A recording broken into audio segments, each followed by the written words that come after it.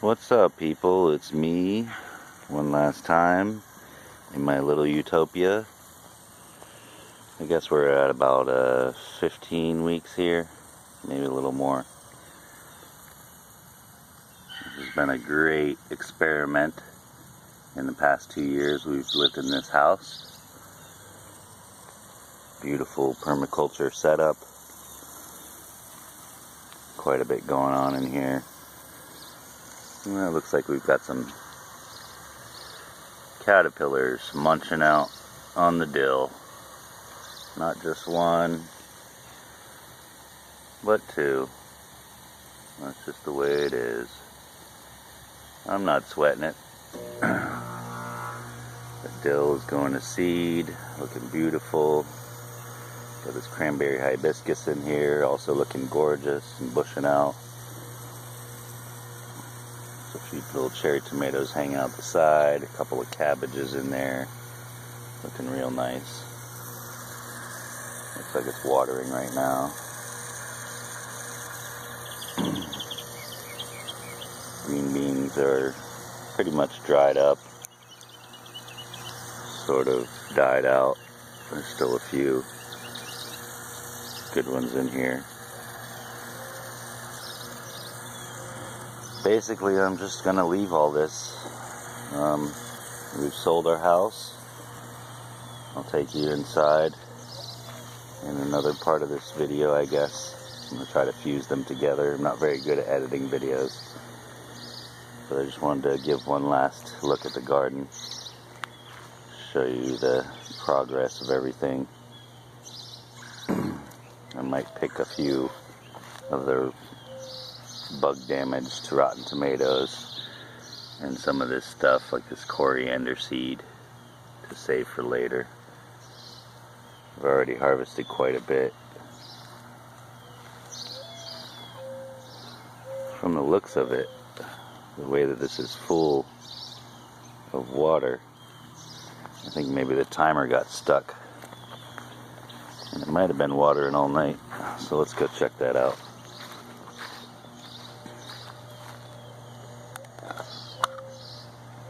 Oh, it says 42 seconds, so that should shut off. We'll see what happens. This has been a great timer.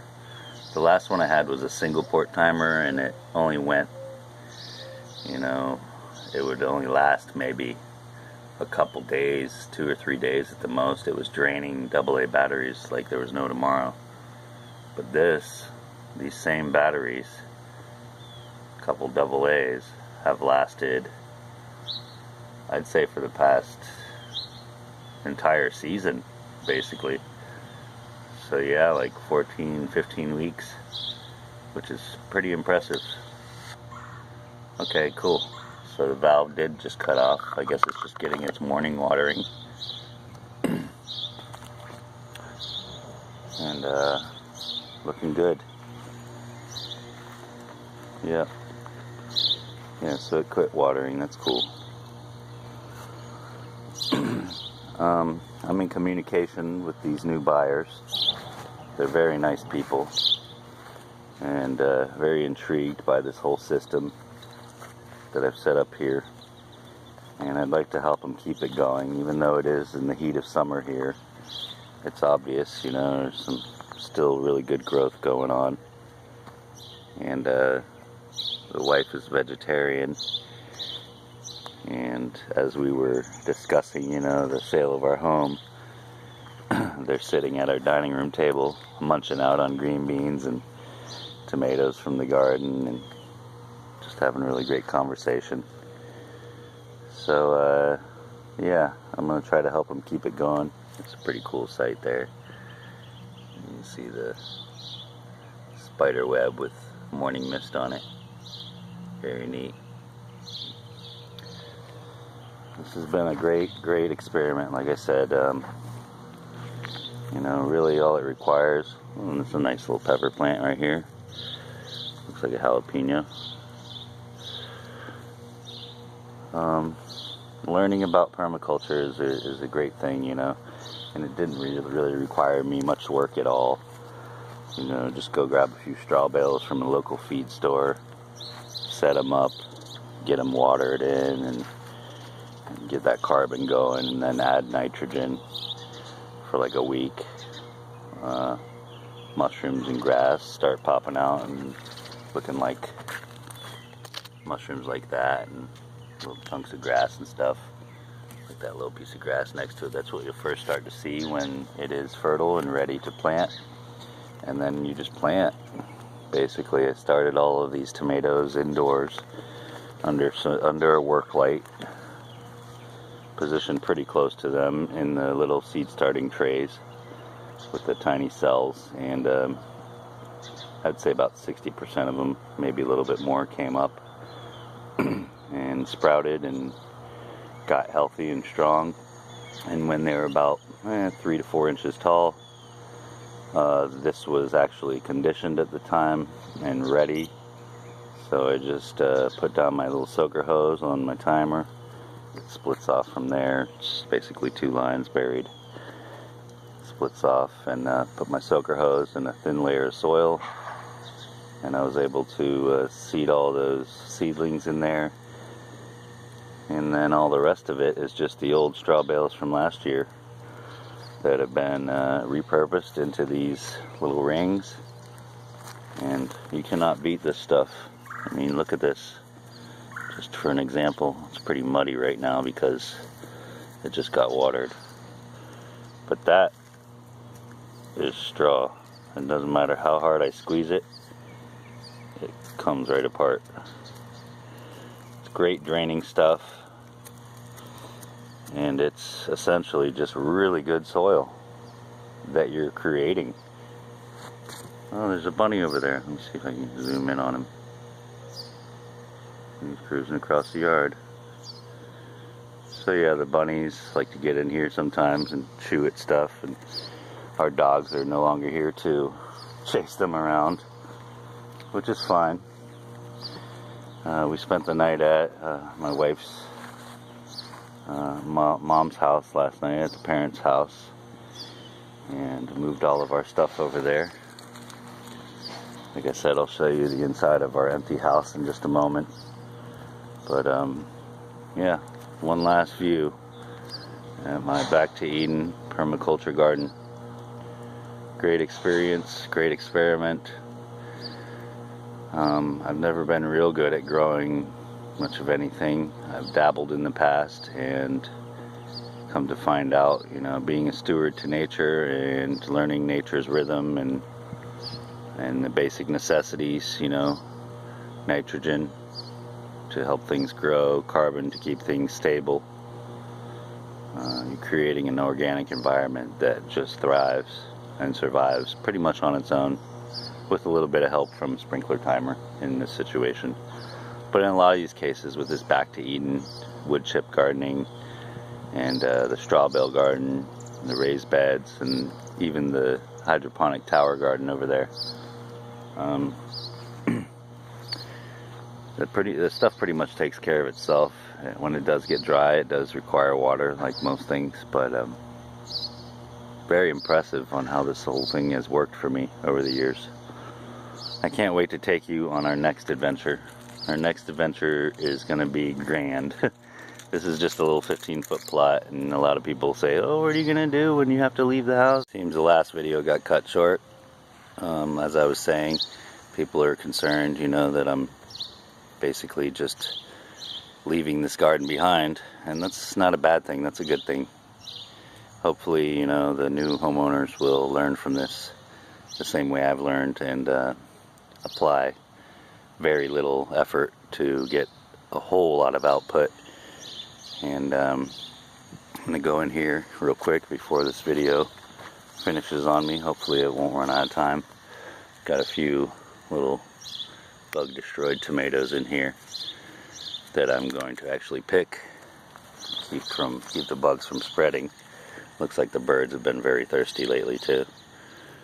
And save the seeds out of these tomatoes, and pretty much leaving the rest. Kind of have to say goodbye to this thing, and it's kind of a shame, you know, but this is a great experiment for me, and most importantly, I'm glad that I was able to get in touch with nature, literally speaking. Touching nature, it does a lot of great things for the soul and also for the spirit and the mind. And I'm gonna be excited to take you on my adventures with the family. Once we go shopping for a school bus, it should be any day now. Taking a little break. We spent the last few days moving everything and selling off so much stuff and donating stuff, and we've cut about 80% of our belongings out of our lives, and there's still a lot to go. We're gonna have to downsize again, probably at least one more time before actually moving into the bus and trying to make that work in a tiny living situation. But yeah, this has been good. Kind of a bittersweet moment for me, but I'm happy to have brought you along on this adventure of growing food, and I can't wait to share our newest adventure of living more sustainably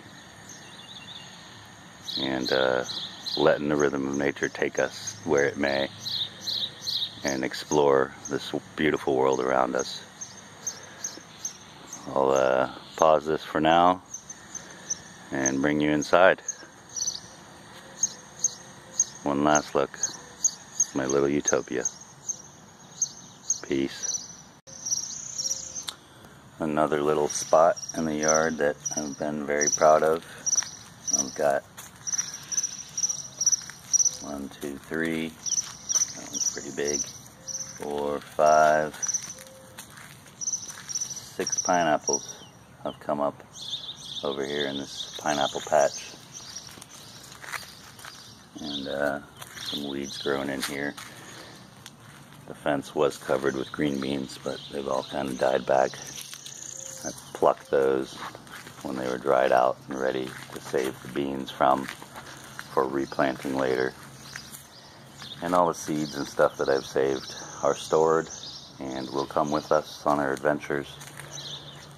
And it's going to be great when we land again on a new homestead and be able to restart this whole process in a much bigger way.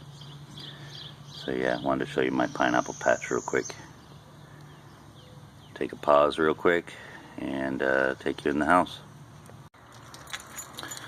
Yep, this is what it amounts to right here.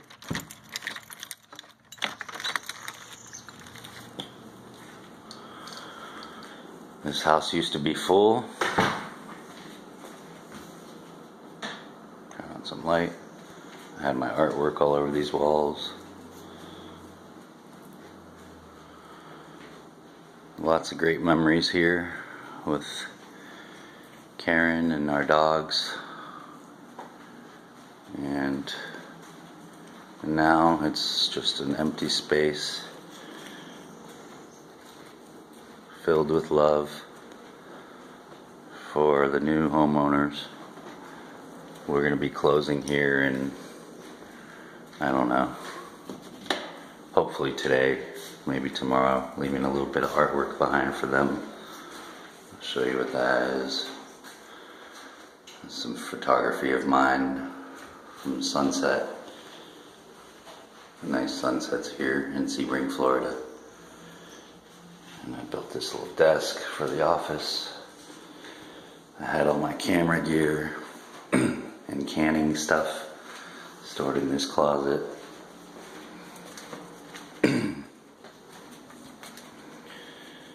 Pretty much empty. Yeah, empty and ready for the new homeowners. You can see where the bed was. Yeah, this whole place is very eerie and surreal and quiet right now. This was wifey's getting ready in the morning room when she was teaching a few things that the new homeowners asked us to leave behind and compensated us for. But lots of memories here. She used to get ready for work in this spot over here. There was a desk and a little vanity, and there's a treadmill and dresser and everything. It's all out of here now. The majority of our big furniture we've sold, and we stored a little bit of our stuff. Filled up a 10 by 10 storage unit. But that's about it. Pantry used to be full, stacked full of food. The refrigerator used to have a bunch of stuff in it, and now it's been cleaned out. Yeah. Pretty surreal indeed. I got my little geisha here. I need to go find her a box today so I can ship her off to Grandma over in California.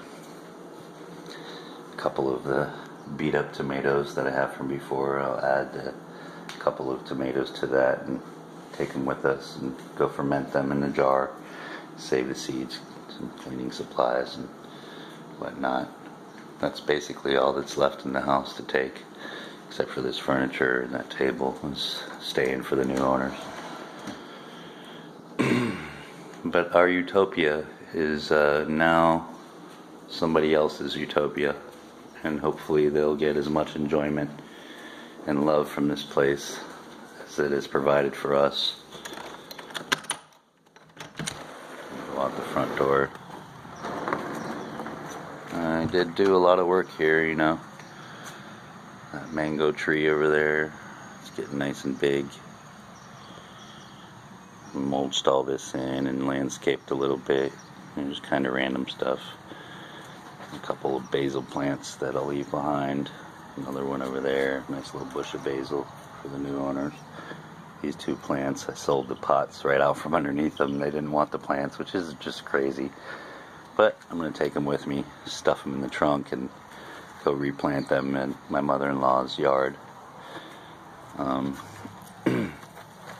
Before we end this video, show you a few more little beautiful pieces of nature that we've got going on here. These roses are very pretty and have thrived. I prune them back every time I see a little dead stem on the end or whatever. We basically cut off the woody part. Roses love to be pruned like that. Got some more cranberry hibiscus, kind of volunteered itself in here. This is the hibiscus that used to go up over the roof, and I cut it all the way back, and it's just come back to life on its own. So nature knows what it's doing. I guess that's my point to all these videos. And when you become one with nature and you get in touch with nature, it takes care of you. And that's what we're intending on doing. Getting off the grid, getting a lot closer to nature and out into the wilderness, and seeing what kind of adventures can come of that, and hopefully finding some land that will support us with abundance in a much bigger way, and get away from the mortgage, get away from the bills that always show up in the mailbox every single morning. Every single day, a pile of bills and a pile of solicitations to come in. And yeah, it's not a fun way to live, in my opinion. So this is our home here, 119 Longview. And it's kind of funny, when we moved in I didn't notice, but you turn that around and it's 911. So it hasn't been an emergency for us in this house. We've had nothing but good times and good memories in here, and kind of the opposite of an emergency. And this, my friends, is all we own. And yeah, it's a lot, and yeah, you're probably gonna say you'll never be able to fit all that stuff in a bus, but it's all very unorganized and organized at the same time. Everything's boxed up. accordingly. Got a lot of building materials here that I've stacked up, some tools, you know, basic cleaning supplies. So a lot of it's going to go towards the bus build and get left behind once the bus is built. But we've kept all our most prized possessions and stuffed it into this 10x10 storage unit. And I'm hoping that we can save the majority of it, because it's not a whole lot of personal possessions. Like I said, mostly tools and materials and things like that. But I just loaded up the dolly in there, just kind of threw it in there. A couple other things. My geisha's there. I'll find a box for her later. Water cooler. So yeah, that's it. Forgive the noise.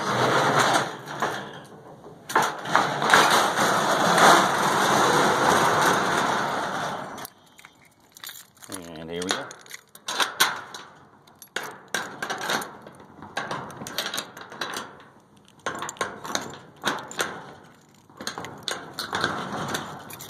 That's it. The end of an era and the beginning of something entirely new. Until we go bus shopping, catch y'all later. Peace.